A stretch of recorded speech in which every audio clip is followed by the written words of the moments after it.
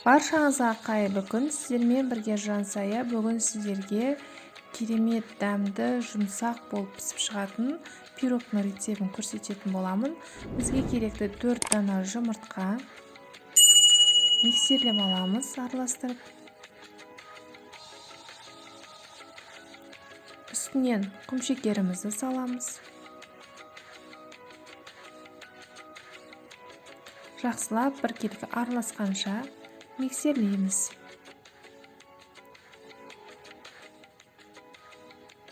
Миксерлеп алдық.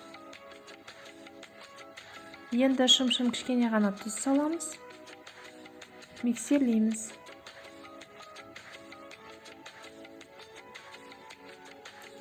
Миксерлеп алдық. Ыдысымызбен бір шетке қоя тұрып, ұнымызды аламыз. Ұнымыздың үстінен 2 шай қасық қопсытқыш саламыз. Араластырып аламыз.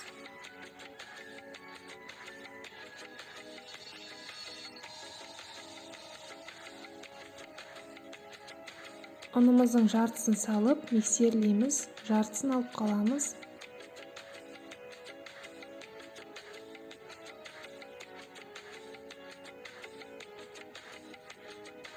Миксерлеп алдық. Енді тестамызды бір шетке қоя тұрып, ыдысымызға салқын сүтімізді құямыз.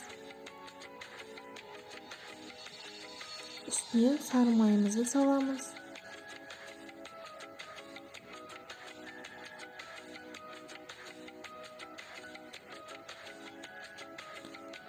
Отқа қоямыз. Орташа отқа сары майымыз ерігенше отта ұстаймыз.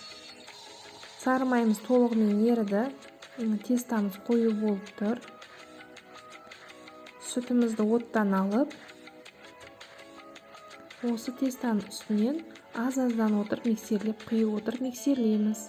Бірденнен құйып жібермеңіздер, себебі сүттеріміз ыстық болғандықтан болмайды. Аз-аздан құйып отырып миксерлейміз.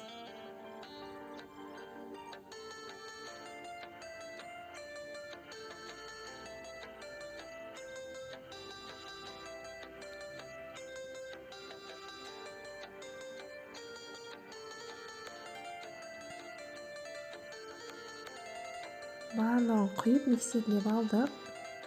Енді жаңа қалған ұнымыздың барлығын салып, толық біркелкі араласқанша миксерлеп аламыз.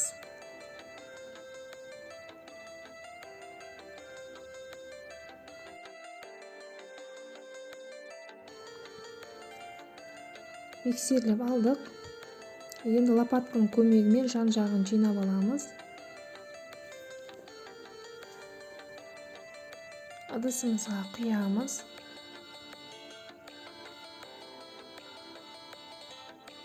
Қызып тұрған пеште 180 градуста 25-30 минутта пісіп шығады. Осылай ұрып жіберіңіздер, тегіс біркелкі пісуі үшін. Піскенін шпажканың көмегімен немесе шидің көмегімен көреміз.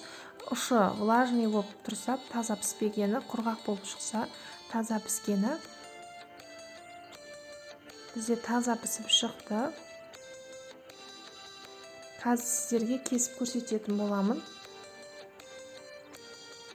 Видеом ұнаса лайк, комментария қалдырып, қоңырауша белгіні басып, тіркеліп қойды ұмытпаңыз. Өте дәмді, жеңіл, оңай пісіп шығады. Дайындалуы да оп-оңай.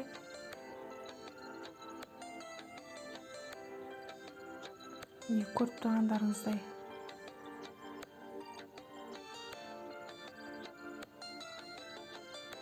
Менімен бірге видеоның соңына дейін болғандарыңыз үшін рахмет.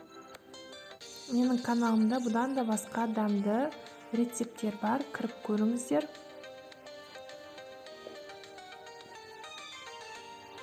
Менімен бірге видеоның соңына дейін бірге болғандарыңыз үшін рахмет.